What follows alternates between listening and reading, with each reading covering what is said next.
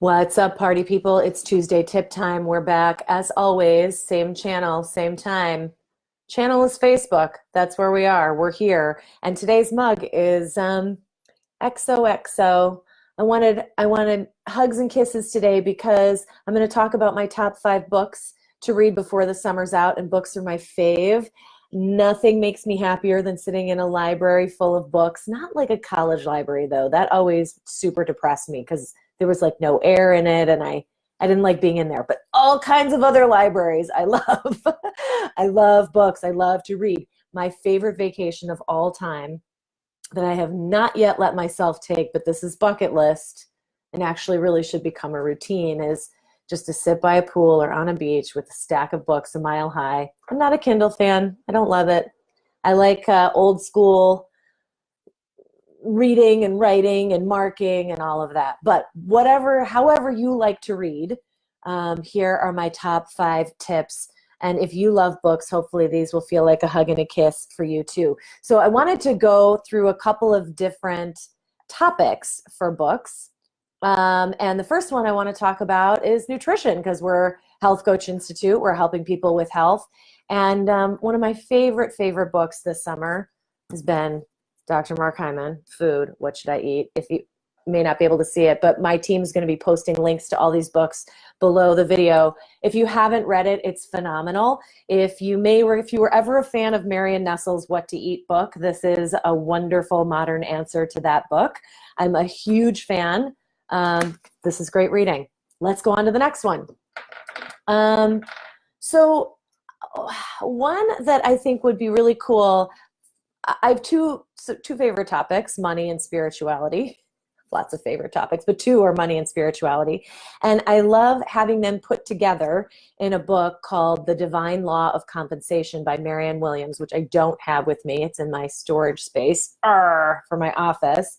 But it's one that I love because it reminds us to use spiritual principles to tap into the power of abundance. And it's a reminder of what we all are, which is spiritual beings in a material world.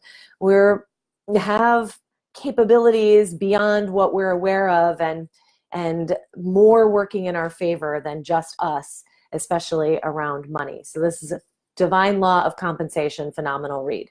Okay, let's talk about relationships. That's another one of my faves. So my favorite book, this is not from this summer, but it was recent, and it is Mating in Captivity by Esther Perel. If you're not familiar with her, I think her work is phenomenal. You can take a look inside the book on Amazon or Google her on YouTube and hear her speak.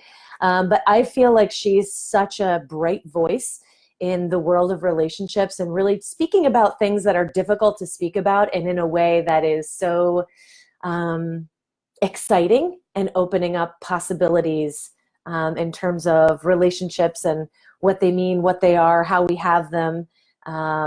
Phenomenal. So that's my fave. Now, I couldn't resist adding a bonus. This book is not from this summer. This is an oldie but goodie, but when it comes to relationships, I just had to share, if I haven't already with you, that Keeping the Love You Find to me is one of the best books ever written about relationships and life in general.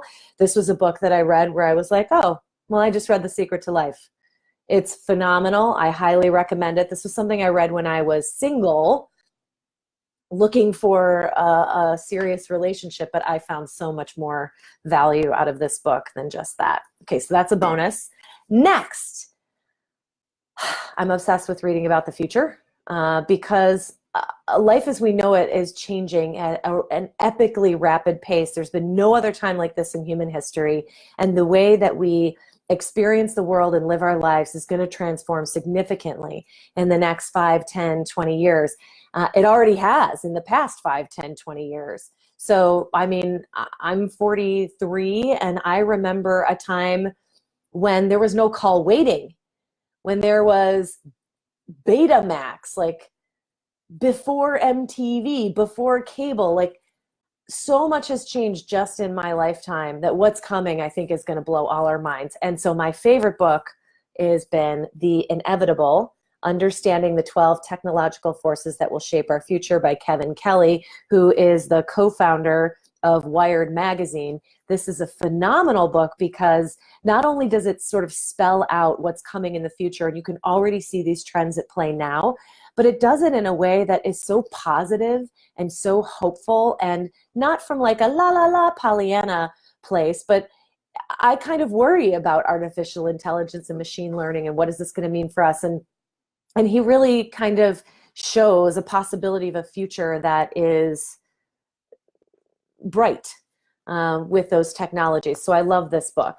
And I have to do one more bonus book about the future, because if you are someone who is maybe not wanting to hear the positive and concerned about the negative, although this isn't totally negative, one of the most genius books I've read, Homo Deus, by a professor named Yuval Noah Harari.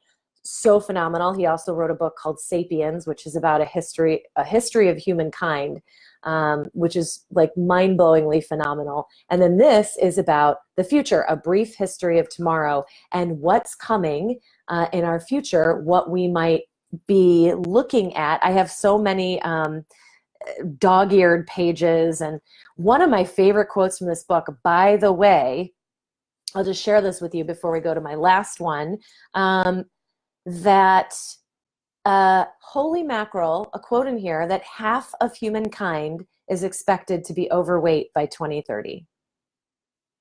Half of humankind.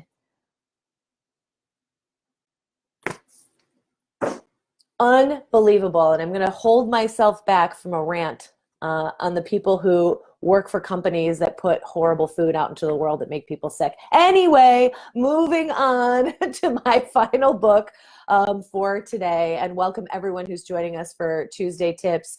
By the way, as I'm sharing my favorite books, feel free to write in the comments your favorite books from the summer so we can all share and create a big book list. And my final one is on parenting, and this is one that I have had recommended to me by so many moms, how to talk so kids will listen and listen so kids will talk. And I haven't read it yet, but I am super, super excited. This is number one on my reading list to try to become a halfway decent parent. It's a struggle. The struggle is real.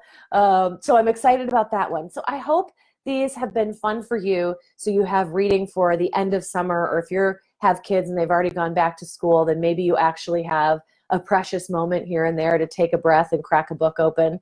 So I hope you enjoy, and please do share your books for the summer. I can't wait to see them in the comments below. And I'll see you all next week on the Tips of Tuesday. Ciao. Sending you many hugs and kisses. Many hugs and kisses.